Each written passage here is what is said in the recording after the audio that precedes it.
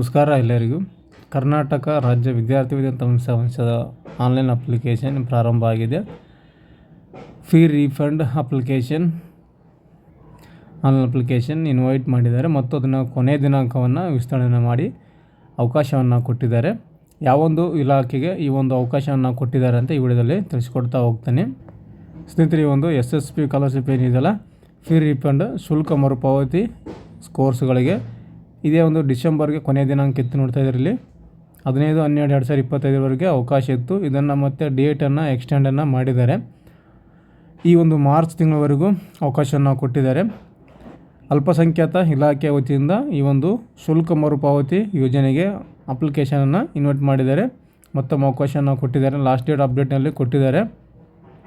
ಈಗ ನೋಡ್ತಾ ಇದ್ದಾರಲ್ಲ, ಅಲ್ಪಸಂಖ್ಯಾತ ಕಲ್ಯಾಣ ಇಲಾಖೆ ಮೆಟ್ರಿಕ್ ನಂತರ ವಿದ್ಯಾರ್ಥಿ ವೇತನಕ್ಕೆ ಅರ್ಜಿ ಸಲ್ಲಿಸುವ ಕೊನೆಯ ದಿನಾಂಕ 15/3/2026 ಅವಕಾಶವನ್ನು ಕೊಟ್ಟಿದ್ದೀವಿ ಅಂತ ಈ ಒಂದು ಅಲ್ಪಸಂಖ್ಯಾತರ ಕಲ್ಯಾಣ ಇಲಾಖೆ ವತಿಯಿಂದ ಪೇಪರ್ ಪ್ರಕಟಣೆಯಲ್ಲಿ ಬಂದಿರುವಂಥದ್ದು. 15/3/2026 ಅರ್ಜಿಯನ್ನು ನೀವು ಸಲ್ಲಿಸುವಂತ ಕೊಟ್ಟಿದ್ದಾರೆ. ಇದು ಪೇಪರ್ ಪ್ರಕಟಣೆಯಲ್ಲಿ ಬಂದಿರುವಂಥದ್ದು.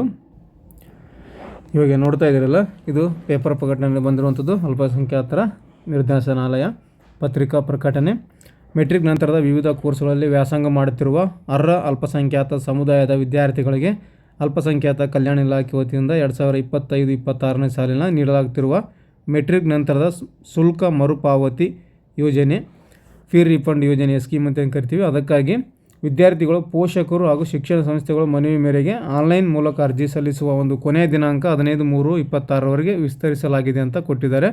ಆದ್ದರಿಂದ ಸದರಿ ಯೋಜನೆಯ ಸದುಪಯೋಗ ಪಡೆಯಲು ಅರ್ಹ ವಿದ್ಯಾರ್ಥಿಗಳು ಕೂಡಲೇ SSP ತಂತ್ರಾಂಶದ ಮೂಲಕ ಅಂತ ಕೊಟ್ಟಿದ್ದಾರೆ. ನೋಡಿ, ಇದೆಲ್ಲ ಈ ಒಂದು ಲಿಂಕು ssp.postmatric.karnataka.go.in ಅಂತ ಈ ಒಂದು ಲಿಂಕ್ ಮೂಲಕ ಕೊನೆಯ ದಿನಾಂಕದ ಒಳಗಾಗಿ ಆನ್ಲೈನ್ ಮೂಲಕ ಅರ್ಜಿಗಳನ್ನು ಸಲ್ಲಿಸಬಹುದಾಗಿದೆ ಅಂತ ಕೊಟ್ಟಿದ್ದಾರೆ.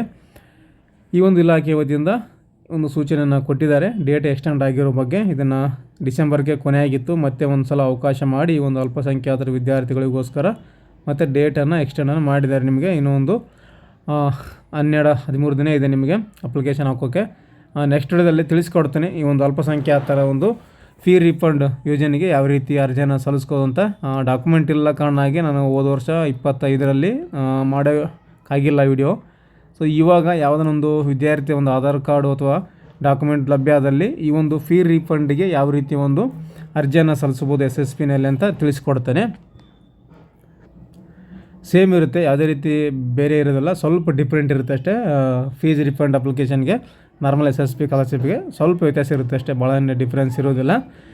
ಇದಿಷ್ಟು ಈ ಒಂದು ಅಲ್ಪಸಂಖ್ಯಾತರ ಇಲಾಖೆ ವತಿಯಿಂದ ಡೇಟ್ ಎಕ್ಸ್ಟೆಂಡ್ ಆಗಿರೋ ಬಗ್ಗೆ ಮತ್ತು ಫೀ ರಿಫಂಡ್ಗೆ ಅರ್ಜಿ ಆಹ್ವಾನ ಆಗಿರೋ ಬಗ್ಗೆ ಮಾಹಿತಿಯನ್ನು ಕೊಟ್ಟಿದ್ದೇನೆ. ಈ ಒಂದು ಮಾಹಿತಿ ನಿಮಗೆ ಉಪಯುಕ್ತ ಆಗಿದೆ ಅಂತ ಅನ್ಕೊತೀನಿ. ಇದು ರಿಲೇಟೆಡ್ ಆಗಿ ಏನಾದರೂ ಹೆಚ್ಚಿನ ಮಾಹಿತಿ ಬೇಕು ಅಂದರೆ ಕಮೆಂಟ್ ಮಾಡಿ, ಕಮೆಂಟಲ್ಲಿ ಉತ್ತರ ಕೊಡ್ತೀನಿ. ಹೆಚ್ಚಿನ ಮಾಹಿತಿ ಡಿಸ್ಕ್ರಿಪ್ಷನಲ್ಲಿ ಕೂಡ ಹಾಕಿರ್ತೀನಿ, ನೋಡ್ಕೋಬೋದು. Thanks for the watching.